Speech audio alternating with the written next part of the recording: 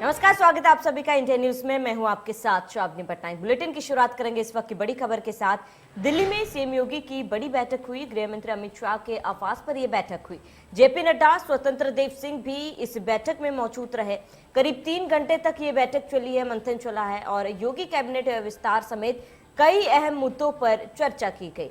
तो बड़ी जानकारी, अहम जानकारी से आपको रूबरू करा दे, जहां पर करीब 3 घंटे तक महामंथन चला और इसके बाद योगी कैबिनेट में विस्तार समेत कई अहम मुद्दों पर भी चर्चा की गई है। बड़ी जानकारी, अहम जानकारी से आपको रूबरू करा दें, जहां पर कल सीएम योगी आदित्यनाथ दिल्ली दौरे पर पहुंचे थे और गृह मंत्री अमित शाह के आवास पर बैठक हुई है। राष्ट्राध्यक्ष जेपी नड्डा के साथ बैठक हुई। इस बैठक के दौरान स्वतंत्र देव सिंह, जेपी नड्डा भी मौजूद रहे। बड़ी जानकारी, अहम जानकारी से आपको रूबरू कराते, जहां पर सरकार भी इस बैठक में मौजूद थी, संगठन की तरफ से भी लोग मौजूद थे। बड़ी जानकारी आपको बता दें, जहां पर योगी कैबिनेट विस्तार समेत कई अहम मुद्दों पर चर्चा की जा रही है। तो चुनाव में बेहद कम समय बाकी है और ऐसे में चुनाव से पहले लगातार बैठकों का दौर जो है वो जारी है। संगठन की बैठक भी जारी है, इसके साथ ही सरकार की तरफ से भी लगातार बैठकें की जा रही है। राष्ट्राध्यक्ष जेपी नड्डा के साथ साथ स्वतंत्र देव सिंह भी इस बैठक में मौजूद थे।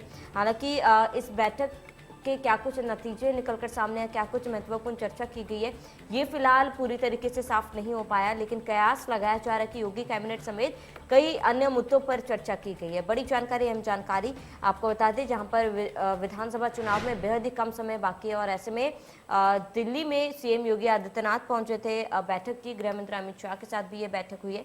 कैबिनेट में विस्तार को लेकर भी चर्चा की जा रही है और कयास ये भी लगाए जा रहे हैं कि सुबह सपा अध्यक्ष ओम प्रकाश राजभर को वापस एनडीए में शामिल करने को लेकर भी मंथन हो सकता है और इसके साथ ही उन्हें मनाने की भी कवायद शुरू हो सकती है।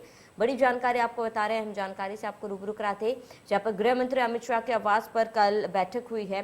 अहम बैठक थी और 3 घंटे तक मंथन चला है। किन किन मुद्दों पर चर्चा की गई है, ये जानना बेहद ही महत्वपूर्ण होगा। ये अभी तक साफ नहीं हो पाया, लेकिन लगभग कयास लगाया जा रहा है कि योगी कैबिनेट विस्तार समेत कई अहम मुद्दों पर चर्चा की जा सकती है। तो करीब 3 घंटे चले इस बैठक में कई अहम मुद्दों पर चर्चा की गई है।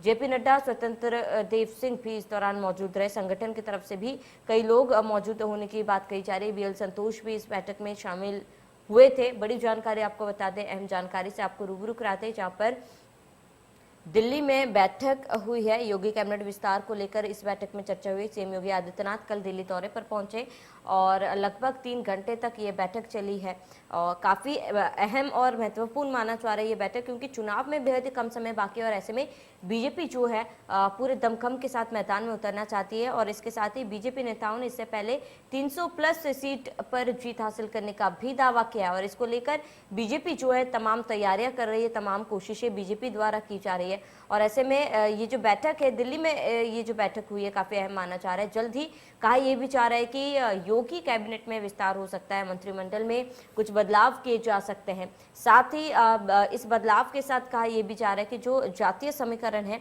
उस पर भी ज्यादा फोकस रहेगा और नजर बनी रहेगी और उसी हिसाब से कैबिनेट पर विस्तार किया जाएगा। वही ज्यादा जानकारी के लिए दिल्ली से हमारे संवाददाता सुमित दुबे हमारे साथ जुड़ चुके हैं। सुमित, क्या कुछ पूरी जानकारी, क्योंकि लगभग 3 घंटे ये जो बैठक है वो चली है, क्या कुछ बातें निकलकर सामने आ रही है? जी हाँ श्रावणी, देखिए कल शाम को योगी आदित्यनाथ यूपी के चीफ मिनिस्टर दिल्ली आए और आते ही सबसे पहले अमित शाह के घर पहुंचे और वहीं पर जेपी नड्डा बीजेपी के जो प्रेसिडेंट हैं वो भी मौजूद थे और भी यूपी से जुड़े हुए तमाम जो पदाधिकारी हैं, चाहे वो राधा मोहन सिंह हो प्रभारी और चाहे वो सुनील बंसल हो जो संगठन मंत्री हैं, संगठन महामंत्री हैं उत्तर प्रदेश के, इन तमाम लोगों के बीच में काफी बड़ा मंथन हुआ करीब 3 घंटे तक, क्योंकि यूपी इलेक्शन अब आने वाले हैं। यूपी में बहुत बड़ा स्टेक है भारतीय जनता पार्टी का, तो कैसे उस रणनीति को किस तरीके से कौन कौन सी रणनीति अपनाई जाए जिसके चलते सत्ता में वापसी हो। और इसके अलावा गठबंधन को लेकर भी कई सारी बातें हुई, क्योंकि कई सारे छोटे छोटे दल हैं, चाहे वो संजय निषाद वाली पार्टी हो या और अनुप्रिया पटेल वाली पार्टी हो, तो कई सारे छोटे छोटे स्थानीय दल हैं जो कि एक छोटी छोटी पॉकेट साथ गठबंधन किस तरह से किया जाए, उनको कितनी सीट दी जाए, कितनी अहमियत उनको दी जाए, उसको लेकर भी बातचीत हुई। इसके अलावा जो सबसे अहम बात थी वो ये थी कि अगर कैबिनेट का रिशफल होना है, ज्यादा वक्त तो बचा नहीं है अब, अगर आखिरी वक्त में कैबिनेट का रिशफल होना है तो उसमें जातीय समीकरण को कैसे मेंटेन किया जाए, किस तरीके से एक मैसेज दिया जाए। जिस तरीके से हमने देखा था कि केंद्र सरकार में जो कैबिनेट का एक्सपेंशन हुआ था मंत्रिपरिषद का, उसमें भी यूपी की समीकरण को काफी गया था, तो उसी हिसाब से उत्तर प्रदेश में अगर कैबिनेट का एक्सपेंशन होना है तो उसको किस तरीके से चीजों को आइडेंटिफाई किया जाना है और किस तरीके से लोगों को रिप्रेजेंटेशन देना है ताकि उसका असर अगले चुनाव में पड़ सके। बिल्कुल सुमित, क्योंकि कयास ये भी लगाए जा रहे हैं कि जो सुबह सपा के अध्यक्ष है ओम प्रकाश राजभर, उन्हें भी दोबारा से एनडीए में शामिल करने की बात कही जा रही है, उन्हें भी मनाने की कोशिश की जाएगी। इस बात में कितनी सच्चाई?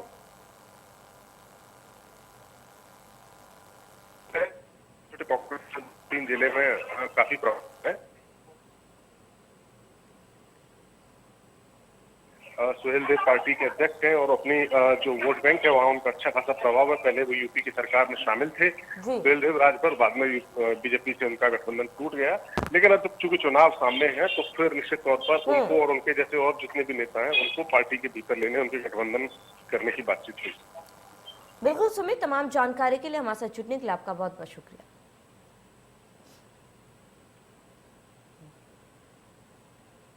तो दिल्ली में सीएम योगी की बड़ी बैठक हुई है। करीब 3 घंटे तक ये बैठक चली। योगी कैबिनेट विस्तार समेत कई अहम मुद्दों पर चर्चा हुई है। अब देखना ये होगा कि योगी कैबिनेट में विस्तार कब होता है और किन किन नए चेहरों को कैबिनेट में जगह मिलती है और किन चेहरों को जो है वो पदोन्नति मिलती है, कौन से चेहरे को कौन सी नई जिम्मेदारी मिलती है, ये जानना बहुत ही महत्वपूर्ण होगा।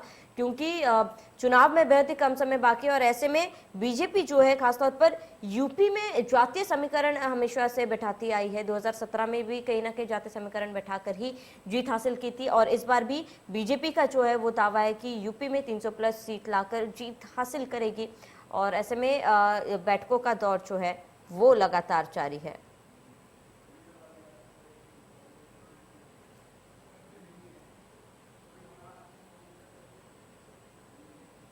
इसी बीच आगरा